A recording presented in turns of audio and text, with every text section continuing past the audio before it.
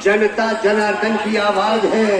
रमेश गर्ग आपके साथ। सुख समृद्धि हो जिसका आधार, वही करेंगे आपके सपने साकार।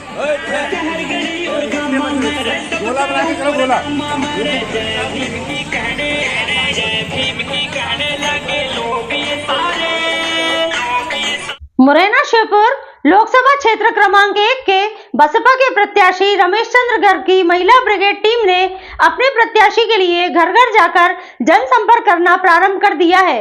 महिला ब्रिगेड टीम की सफलता को देखकर जब हमारे चैनल की टीम ने उनसे जाकर संपर्क किया तो उन्होंने बातचीत के दौरान अपने विजन और विचारों को रखा। आइए हम देखते हैं उनसे की गई बातचीत के कुछ अंश। हमारा सांसद कैसा हो? रमेश गर्ग जैसा हो। रमेश गर्ग संघर्ष करो, हम तुम्हारे साथ हैं। बहुजन समाज पार्टी के प्रत्याशी रमेश चंद्र गर्ग जी मुरैना शिवपुर जो लोकसभा क्षेत्र से खड़े हुए हैं, तो आप जो मातृशक्ति हैं उनके समर्थन में प्रचार कर रही हैं। तो प्रचार करने के आपके क्या क्या माध्यम है, आप कैसे प्रचार कर रही हैं, थोड़ा ये बताएं।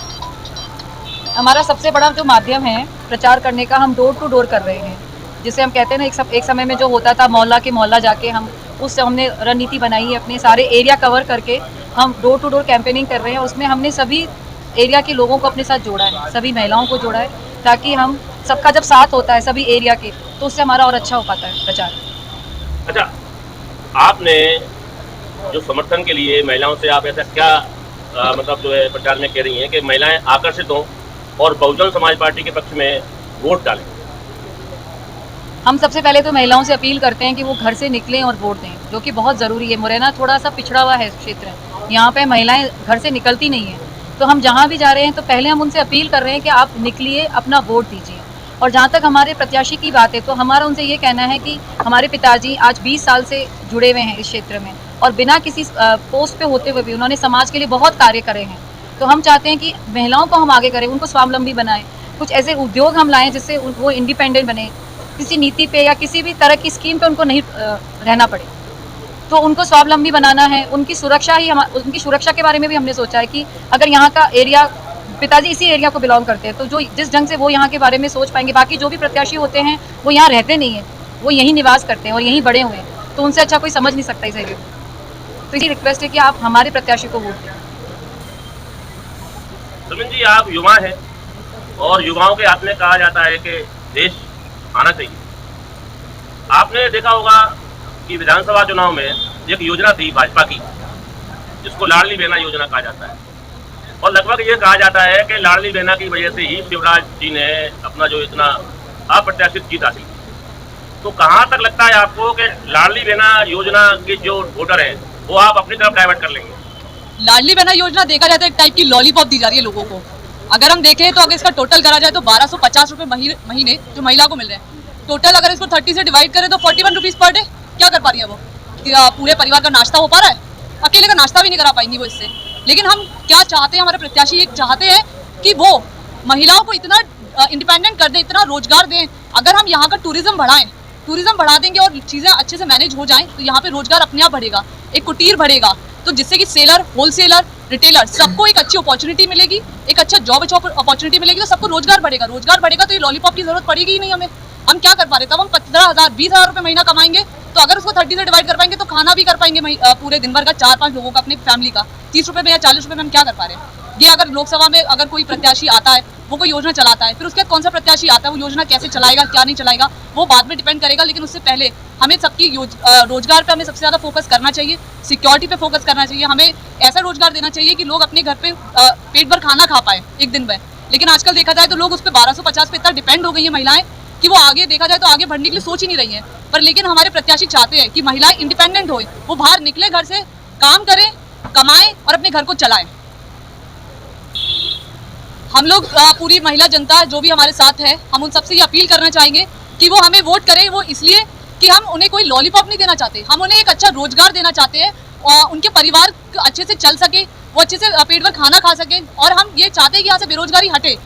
कि छोटे छोटे उद्योग बनाए। हम MSME के थ्रू यहाँ पे उद्योग लाना चाह रहे हैं हमारे प्रत्याशी, जिससे कि रोजगार बढ़ेगा तो लोगों को ये छोटी मोटी स्कीमों में वर्क ऑन नहीं करना पड़ेगा, वो हमें अपना खुद का रोजगार होगा, इंडिपेंडेंट रहेंगी, सर उठा के चल सकेंगी। मतलब आप ये एश्योर करना चाहती हैं मुरैना श्योपुर लोकसभा की महिलाओं को कि अगर आप जीते, रमेश चंद्र गर्ग जी जीते, तो वो श्योरिटी है उनको कि वो लाडली बहना वाली जो शब्द है वो हट जाएगा और जो महिलाएं हैं वो उनको आपके यहाँ रोजगार मिलेगा? जी रोजगार जरूर मिलेगा, 100% है। आपकी जो महिला ब्रिगेड है, आप इतनी संख्या में जा रहे हैं, तो महिलाएं जो आपको क्या क्या चीजें पूछती हैं आपसे, क्या क्या चीजें, क्या समस्याएं आपको बताती हैं, जिससे कि उनकी समस्याएं जो कैंडिडेट हैं रमेश गर्ग जी वो उसका निवारण कर सकें? सबसे पहले मैं ये कहना चाहूँगी, जितनी भी महिलाएं हैं वो सबसे पहले क्या देखती हैं, अपने आसपास का माहौल, वो जिस घर में रह रहे हैं उसके आसपास नालियाँ कैसी हैं, सड़कें कैसी हैं, इधर का माहौल कैसा है, गुंडागर्दी तो नहीं है। ये उनका पहला हमसे वो रहता है सवाल कि ऐसा है, अभी तक तो ऐसा कुछ नहीं हुआ, अब क्या होगा आगे। कई जगह सवाल को फेस किया, अब उनको ये तो नहीं बोल सकते कि पार्षद का काम है या म्यूनसिपलिटी का काम है। उनको सिर्फ एक ही चीज़ बोली जा रही है कि अब तक बहुतों को टाइम दिया है, बहुतों को वोट दिए, लेकिन अब सबसे पहले तो आप घर से निकलिए, अपना वोट दीजिए, क्योंकि हमारे यहाँ की कमी सबसे ज़्यादा ये है कि वोट ही नहीं दिए जाते, आधे से ज़्यादा वोट तो खाली चले जाते हैं, जो कि बहुत ज़रूरी है। दूसरा उनको बोला कि जब आप वोट देंगे तब आप जिसको नेता को सीट पे बिठाते हैं तब आप उन पर भरोसा करके देखिए, अपनी शिकायतें भेजिए, फिर वो उसका किस तरीके से उपाय बताएंगे और उस पर पालन करेंगे। क्योंकि एक चीज़ तो उनकी बोलने लायक है, ये आप सभी जानते हैं कि वो जो भी वादा करा है उन्होंने अपने क्षेत्र के लोगों से बिना नेता हुए भी उसे पूरा किया है, चाहे वो कोरोना काल हो, चाहे वो कोई भी औरत समाज की हो या समाज के बाहर की हो। समाज तो उनके लिए मायने नहीं रखता। वो उनका जब घर में ही एक सिद्धांत था, जब हम बेटियां ये कहती थी किसी टाइम पे कि पापा हमारे को ऐसा होना चाहिए, तो वो एक शब्द बोलते थे हमसे, बड़ा अच्छा बेटिया तुम लोगों के करने के लिए तो घर में तुम अपन सब है, पर मैं उनका करना चाहता हूँ जिनके सिर पे, जिन बच्चियों के सिर पे किसी का हाथ नहीं है या जिनका परिवार आर्थिक रूप से कमजोर है। तो जब वो उस टाइम पे वो सोच रखते थे, तो आज की डेट में मैं उनसे कहती हूँ आपकी समस्याओं का तो समाधान होगा, पर तब वो तो तब होगा ना जब वो कुर्सी पे बैठेंगे। जब कुर्सी पे नहीं इंसान बैठेगा तो बाकी नेताओं से वो अपील कैसे करेगा, क्योंकि वो तो हमेशा नेताओं को लाते इसी फेवर में, उनकी 100 बातें सुनते हैं, उनको लगता है मुरैना के लोगों के लिए भला करेंगे, चाहे फिर वो बीजेपी हो, चाहे कांग्रेस हो, चाहे कोई भी नेता हो। उनका एक ही मुद्दा रहता है कि पूरे क्षेत्र का भला कैसे होगा। इसके लिए आप चाहे तो उनकी हिस्ट्री जाके देखेंगे तो उन्होंने बहुत कुछ किया है, जो कि अभी तक तो किसी ने बताया भी नहीं है। अगर एक बार उनकी ये चीजें बतानी शुरू की जाएंगी तो लाइन लग जाएगी, क्योंकि उन्होंने इतना कुछ किया इस क्षेत्र के लिए। उनका मुख्य ये राय कि ना तो महिलाओं को दिक्कत हो और ना युवाओं को, क्योंकि ये बात तो आप भी जानते हैं कि मुरैना और श्योपुर ये जितना भी एरिया है, इधर का जो युवा वर्ग भी है, उसके अंदर जितनी एनर्जी है, जो ऊर्जा है, वो मुझे नहीं लगता आजकल के युवाओं में देखने को मिलती है। तो इसका सही तरीके से आप इस्तेमाल कैसे कर सकते हैं, ये मैं कह सकती हूँ गारंटी से रमेश गर्ग से ज्यादा अच्छा उनका इस्तेमाल कोई नहीं कर सकता, क्योंकि उन्होंने उस टाइम पे रोजगार दिया है जब यहाँ सबसे ज्यादा डकैतियां चंबल की थी, सबसे ज्यादा चोरी डकैती थी। तो उनका फोकस हर छोटी छोटी चीज पर है कि मेरा युवा, मेरी महिलाएं, मेरी बच्चियां बहुत समझदार है, बहुत ऊर्जा है, इनका सही चैनलाइज करा जाए, सही तरीके से इस्तेमाल किया जाए तो ये बहुत आगे बढ़ेंगे। और इसकी गारंटी तो यहाँ का मुरैना का निवासी भी ले सकता है कि वो आ गए, गद्दी पे बैठ गए, फिर आपकी शिकायतें कैसे दूर होती है आप वो देखिएगा। शिक्षा के क्षेत्र में अधिकतर चंबल क्षेत्र पिछड़ा हुआ है, बच्चियों को उचित शिक्षा नहीं मिल पा रही है, और शिक्षा अगर मिल जाती है तो वो पैसे और धन के अभाव के चक्कर में वो पढ़ नहीं पाती हैं, शिक्षा का लोन नहीं मिल पाता है। तो मेन जो समस्या है आजकल युवा वर्ग में, जो बच्चियां हैं वो काफ़ी घर के अंदर 12वीं क्लास के बाद बैठ जाती हैं। तो इस विषय में आप क्या कहना चाहेंगी आम जनता से, बच्चियों से, महिलाओं से, और महिलाएं जो माँ हैं धन के अभाव में बैठी हुई हैं, जो एक संदेश आप देना चाहती हैं, क्या करेंगे आप? मेरी इस मैटर पे भी परसों पर्सनल कैंपेन पे स्टूडेंट से बात हुई है कि अगर मैं एक पर्सनल कैंपेन में थी तो बोली रमेश चंद अगर जीत गए तो हम स्टूडेंट के लिए क्या करेंगे, क्योंकि गंज का माहौल एक कोचिंग हब बन गया है, गंज एक पॉश इलाका है, कोचिंग हब बन गया है। तो यहाँ कई नेता आए और वादा करके चले गए कि मेडिकल कॉलेज बनेगा, ये बनेगा, वो बनेगा, लेकिन आज तक कोई कर नहीं पाया। हम मिडिल क्लास फैमिली में से जो लोग हैं वो अपने बच्चों को हायर स्टडी के लिए ग्वालियर भेजते हैं, जिसकी इंदौर भेजते हैं, भोपाल भेजते हैं, और अगर जिसके पास पैसा नहीं है वो कहाँ भेजे। अगर मुरैना में ये सब चीज़ अवेलेबल हो जाए तो एक रिक्शे वाला भी चाहता है कि मेरा बच्चा MBA करे, मेरा बच्चा डॉक्टरी करे, इंजीनियरिंग करे, और जो जैसे तैसे करके जिन्होंने अपने बच्चे को करवा भी दिया है तो उनको कोई रिस्पॉन्स नहीं मिल रहा, उसको हार के बैठ के अपने पेरेंटल बिजनेस को करना ही पड़ता है। तो वो अगर रमेश चंद्र जी जीतते हैं तो हमारे लिए ये सब करेंगे।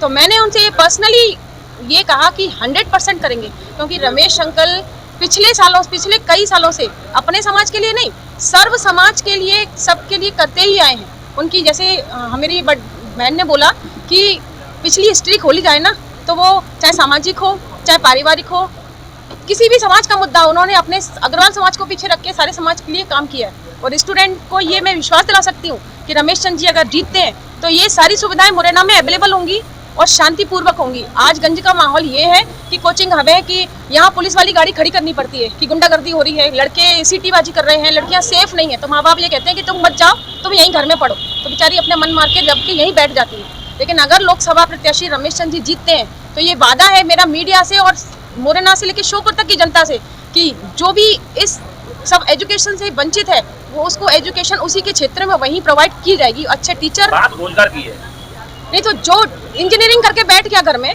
और वो अब क्या कर रहा है, अपने पेरेंटल दुकानदारी कर रहा है, तो वो अपने जब कॉलेज खुल जाएंगे, जब उसको अपॉर्चुनिटी मिलेगी तो वो अपने आप बाहर आएगा और उसका स्किल निकल के बाहर आएगा। ये अधिकतर महिलाओं के संबंध में, क्योंकि आप महिला ब्रिगेड है, महिलाओं के संबंध में ये देखा गया है कि सामाजिक रूप से, पारिवारिक रूप से तो महिलाएं प्रताड़ित होती हैं, घर से उनको प्रॉब्लम क्रिएट होती है, कभी कभी प्रशासन से भी प्रॉब्लम क्रिएट होती है कि किसी का मकान दबा लिया, किसी का प्लॉट दबा लिया, तो महिलाएं प्रशासन के चक्कर काटती हैं, उनको न्याय नहीं मिल पाता। ये मुख्य मुद्दा है। तो आप क्या समझाएंगी महिलाओं को कि यदि कोई प्रताड़ित महिलाएं, दुखी बेसहारा महिलाएं हैं जिनकी कोई सुनवाई नहीं है, आपके क्या मतलब मंसूबे हैं, आप क्या करना चाहेंगे? ये जो प्रॉब्लम है इसके लिए सबसे बड़ा समाधान यही है कि आज रमेश गर्ग जी अगर सत्ता में आते हैं, जीतते हैं, तो उनका जो मुख्य कार्यालय है वो मुरैना में, गंज में ही रहेगा। तो वो और हम लोग सभी उनकी प्रॉब्लम सुनने के लिए हमेशा यहीं मिलेंगे और उनके हर समाधान के लिए हम पूरा प्रयास करेंगे। और ये पहले भी करते आए हैं, पहले भी बहुत सारे ऐसी चीज़ें हुई हैं जिसके लिए रमेश गर्ग जी ने बहुत सारे समाधान किए हैं, बहुत सारी डिसीजंस लिए हैं। तो जब वो सत्ता में आ जाएंगे तो उनका मेन काम ही यही रहेगा कि लोगों की समस्याओं को गौर से सुने, पर्सनली सुने और उसका समाधान दे, और वो यहीं मुरैना में बैठ के होगा, कहीं और बाहर जाके नहीं होगा। ठीक है, मैं मीता गर्ग, आप सब रमेश चंद्र की बहू हूँ। मैं आप सभी से यही अपील करती हूँ कि आज मेरा एक ही वर्ग है और एक ही समुदाय है। हम सभी महिलाओं से, जो कि महिला वर्ग, महिला शक्ति, मातृशक्ति, हम सभी एक हैं। मैं सभी से, आप सभी से अपील करती हूँ कि आप सब मेरे साथ जुड़ें और उनको वोट दें और उनको ये जिताएं, ताकि हम सभी आपके क्षेत्र में काम कर सकें।